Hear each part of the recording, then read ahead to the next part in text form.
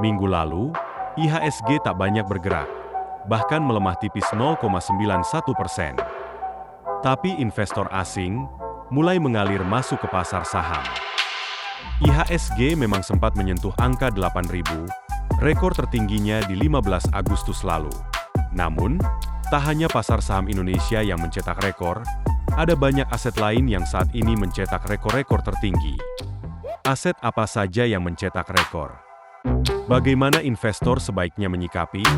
Di mana sebaiknya kita berinvestasi sekarang ini?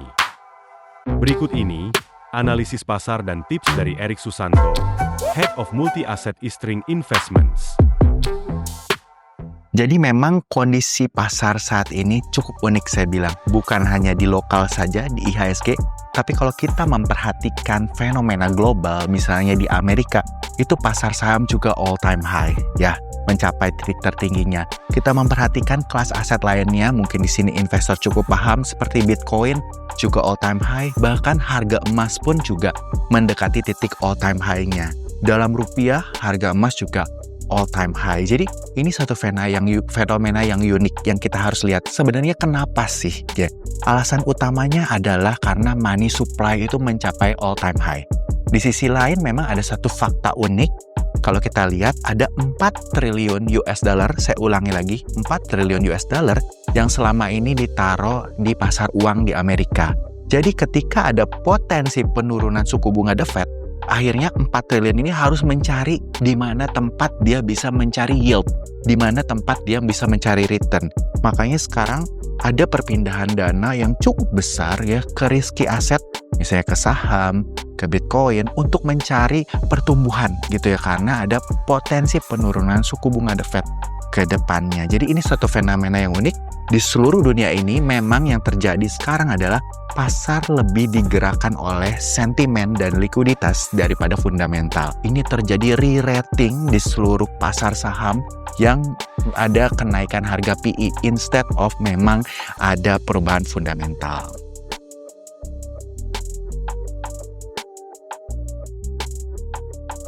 Betul sekali bahwa BI sudah memotong 4 kali di tahun ini memang untuk support ekonomi domestik. Kalau kita lihat pernyataan rapat BI sendiri, itu dia memang sangat memperhatikan kebijakan dari The Fed. Ya, The Fed sendiri diprediksi akan ada pemotongan suku bunga sebanyak 2 kali di tahun ini. Sepertinya nanti di meeting berikutnya tanggal 17 September itu sudah hampir pasti. Pasar memperkirakan 70% Fed akan memotong sebanyak 25 bips, di mana sisanya 30% diperkirakan akan menahan.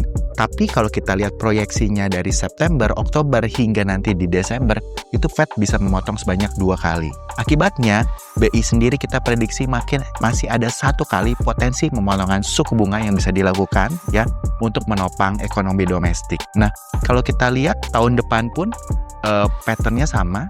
Fed sendiri masih bisa memotong 2-3 kali untuk mensupport ekonominya, disusul oleh BI sendiri bisa memotong sebanyak 2 kali. Jadi, tren ini memang fenomena global, bukan hanya Fed, tapi seluruh bank sentral di dunia sedang memotong suku bunga.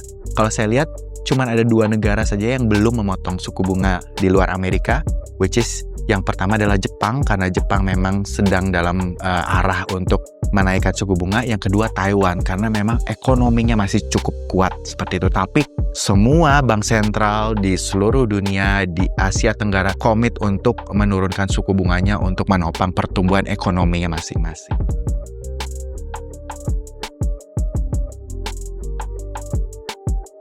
Sebenarnya betul sekali spreadnya ini semakin tipis, tapi kita juga harus lihat bahwa ada fenomena global di mana yang terjadi yang dulu adalah Amerika sebagai superpower ini sekarang sudah mulai menurun ya. Kita lihat bahwa ada terjadi fenomena dedolarisasi di mana kita lihat sekarang ada pelemahan nilai US dollar yang tercermin dari angka indeks DXY yang semakin melemah. Bahkan analis konsensus pun memperkirakan bahwa terjadi penurunan nilai kekuatan dolar DXY yang masih terus berlanjut.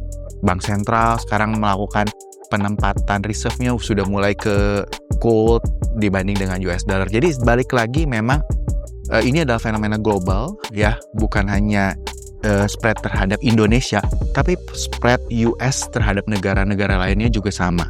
Jadi memang kekuatan Amerika Serikat ini mulai diprediksi akan menurun ke depannya, tercermin dari pertumbuhan ekonomi juga yang akan mulai melambat. Nah, untuk Indonesia sendiri sebenarnya kita masih cukup yakin bahwa ekonomi domestik ini masih cukup kuat. Kemarin data GDP sudah diluncurkan untuk kuartal 2 ada di 5,12, memang ditopang oleh belanja pemerintah ya. Tapi sampai akhir tahun kita optimis masih bisa mendekati level 5%. Ditopang oleh ya belanja pemerintah dan juga tadi saya bilang penurunan suku bunga yang bisa menopang pertumbuhan ekonomi lebih lanjut, juga sektor konsumsi dan juga laba perusahaan.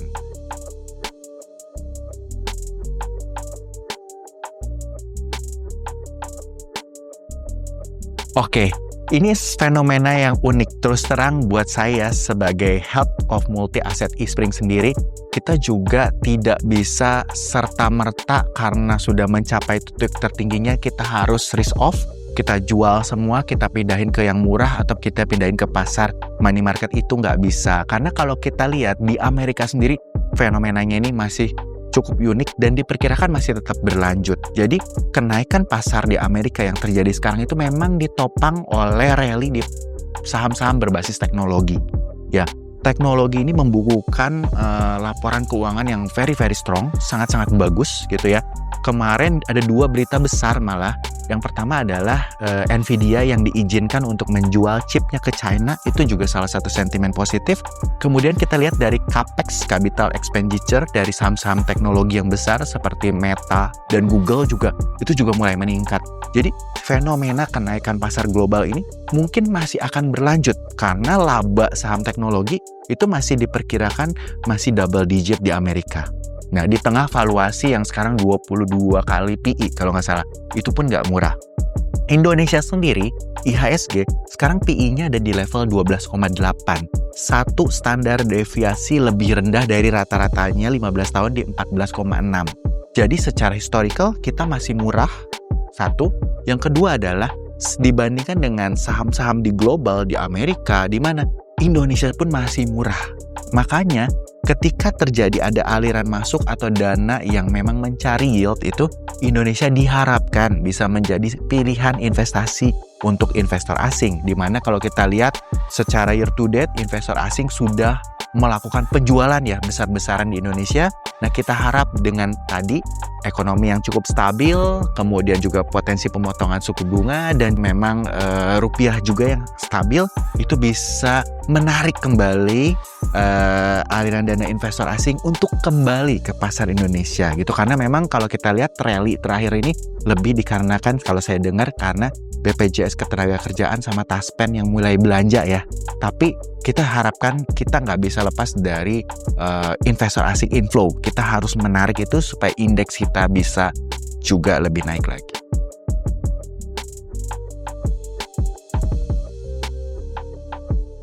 Tiga hal ya. Yang pertama, kita harus tetap berinvestasi. Kenapa? Karena kita lihat fenomena inflasi yang tinggi ini itu masih tetap berlanjut. Kalau kita lihat di Amerika angka inflasi terakhir 2,7 dan masih akan naik ya dengan adanya kebijakan tarif. Di Indonesia sendiri inflasi terakhir yang di bulan Juli itu 2,37. Itu sendiri cukup meningkat dari bulan-bulan sebelumnya karena kenaikan harga pangan. Nah, kalau kita tidak berinvestasi, nilai atau value uang kita itu akan terkikis. Makanya kita harus terus berinvestasi. Nah, pertanyaannya di mana kita harus berinvestasi? Kedua, kita harus berinvestasi dengan melakukan diversifikasi. Jadi kalau kita hanya invest di satu kelas aset, misalnya di saham Indonesia atau di satu saham bahkan, itu menurut saya kurang bijak. Kita harus melakukan diversifikasi, misalnya berinvestasi ke luar negeri atau di government bond. Pokoknya dilakukan secara merata gitu ya, untuk bisa menyebarkan resiko dan juga mendapatkan potensi yang lebih tinggi. Yang ketiga, kita harus melakukan tactical asset allocation, dinamika aset alokasi. Kita nggak bisa kalau kita simpan di satu kelas aset, kita simpan di satu saham secara jangka panjang. Kita harus melakukan review, mana yang murah, kita harus tambah, mana yang udah cukup target investasinya kita kurangin. Dan itu harus dilakukan secara berkala.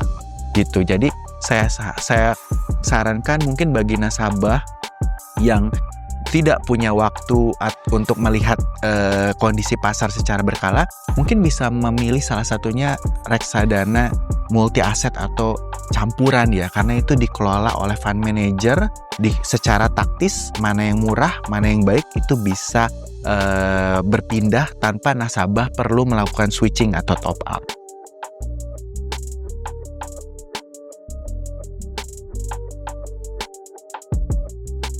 Betul, jadi di aturan OJK terbaru tahun lalu bahwa kita boleh menempatkan investasi di luar negeri dalam bentuk ETF sebenarnya, tapi dengan jenis yang sama.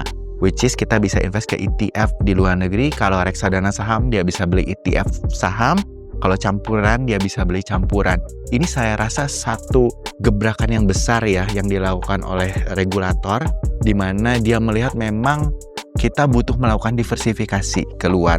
Nah, di produk kita yang terakhir, kita memang membuka peluang itu, cuman kita juga perlu berhati-hati gitu ya dalam hal pemilihan ETF-nya, potensi saham di luar negeri, maksudnya investasi di luar negeri itu dikelola secara baik dari segi upside-nya dan juga resikonya. Nah, kalau saya bilang ini adalah salah satu kemajuan besar, karena kalau kita lihat satu dekade terakhir, 10 tahun terakhir, multi asset fund itu di seluruh dunia itu demand-nya itu besar sekali. Bahkan kalau kita lihat Cerulli Report tahun 2024 dan 2025, itu mix aset atau multi aset itu salah satu tema yang populer. Jadi nasabah itu mulai memilah bahwa dia tidak mau mengambil terlalu banyak resiko. Yang penting dia bisa mendapatkan return yang cukup stabil. Makanya kalau kita lihat di beberapa reksadana online di luar, itu multi asset fund itu salah satu produk yang cukup laris dijual. Nah, di Indonesia ini masih cukup tertinggal gitu ya. Nah, kita harapkan dengan adanya literasi dan juga komitmen dari MI untuk terus memberikan produk-produk yang baik, ini bisa meningkatkan iklim investasi kita, pengetahuan investasi kita searah dengan minat global.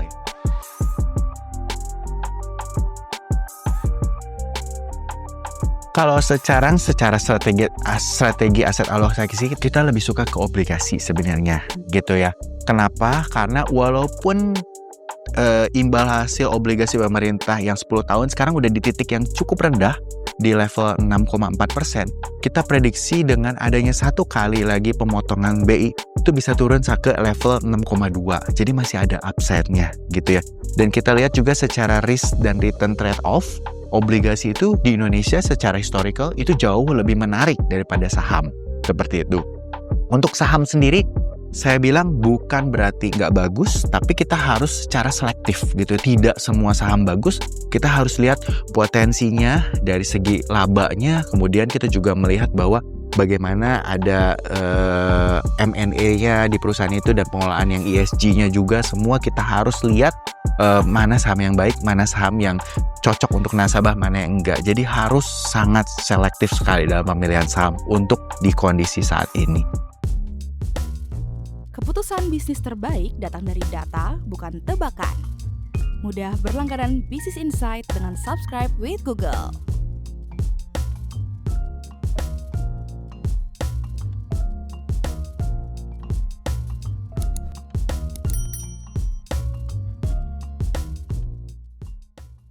Download aplikasi Kontan sekarang di App Store atau Play Store.